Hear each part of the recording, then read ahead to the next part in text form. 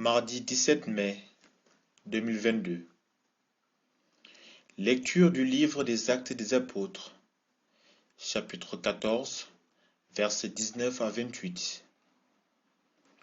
En ces jours-là, comme Paul et Barnabé se trouvaient à Lystre, des Juifs arrivèrent d'Antioche, de Pisidie et d'Iconium.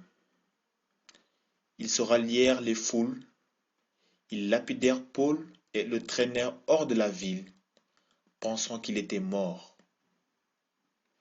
Mais quand les disciples firent cercle autour de lui, il se releva et rentra dans la ville. Le lendemain, après Bernabé, ils parlaient pour Derbé. Ils annoncèrent la bonne nouvelle à cette cité et firent bon nombre de disciples.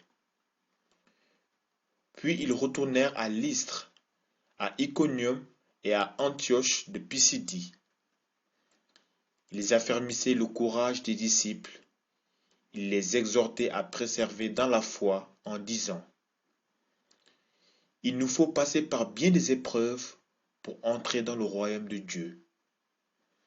Ils désignèrent des anciens pour chacune de leurs églises. Et après avoir prié et jeûné, ils confièrent au Seigneur ces hommes qui avaient mis leur foi en lui. Ils traversèrent la Pisidie et se rendirent en Pamphylie. Après avoir annoncé la parole aux gens de Pergé, ils descendirent au port d'Attalia et s'embarquèrent pour Antioche de Syrie, d'où ils étaient partis. C'est là qu'ils avaient été remis à la grâce de Dieu pour l'œuvre qu'ils avaient accomplie.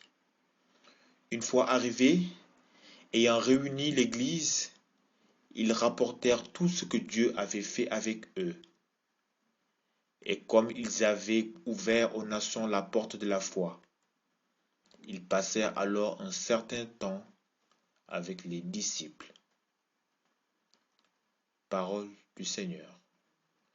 Nous rendons grâce à Dieu. Shalom, frères et sœurs, je vous salue dans le nom précieux de notre Seigneur Jésus-Christ. Aujourd'hui, les textes qui sont soumis à notre méditation sont toujours tirés du livre des Actes des Apôtres.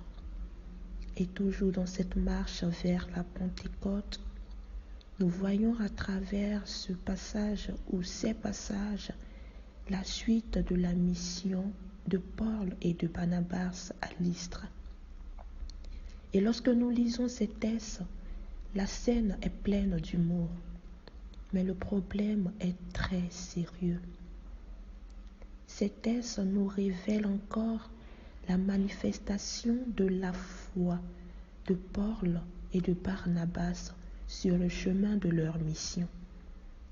Les gens de Lystre adoptent sans difficulté les missionnaires chrétiens en les confondant avec leur propre divinité en un premier lieu. Et cela neutralise le contenu du message. La nouveauté de la bonne nouvelle est incompatible avec les anciennes croyances. En effet, lorsque nous sommes dans notre vie chrétienne en marche avec la manifestation de la foi, on ne peut fermer les yeux et dire que nous voyons. C'est en ouvrant les yeux que nous pouvons voir. La manifestation de la foi vient s'attester par des propos qui sortent de nos bouches et de nos actes. Et l'Esprit Saint nous enseigne, il manifeste et il atteste. Un envoyé de Dieu, un missionnaire, voit non pas par les yeux physiques, mais par les yeux spirituels. Ainsi, il faudrait regarder pour voir. La mission de Paul et de Barnabas à travers ces passages fut difficile. Il eut des oppositions qui ont été nombreuses. Il eut des souffrances qui n'ont pas épargné les croyants qui voulaient exprimer leur foi au milieu des mondes souvent hostiles. Mais Paul et Barnabas témoignent avec enthousiasme d'un Dieu qui agit en tout ceux qui se tournent vers lui. Aujourd'hui, frères et sœurs, nous devons attester notre foi, quelles que soient les difficultés, quelles que soient les persécutions. Nous devons toujours témoigner de notre foi en Jésus-Christ et nous laisser conduire par le Saint-Esprit, afin que nous puissions être ces enfants que le Seigneur recherche. Amen.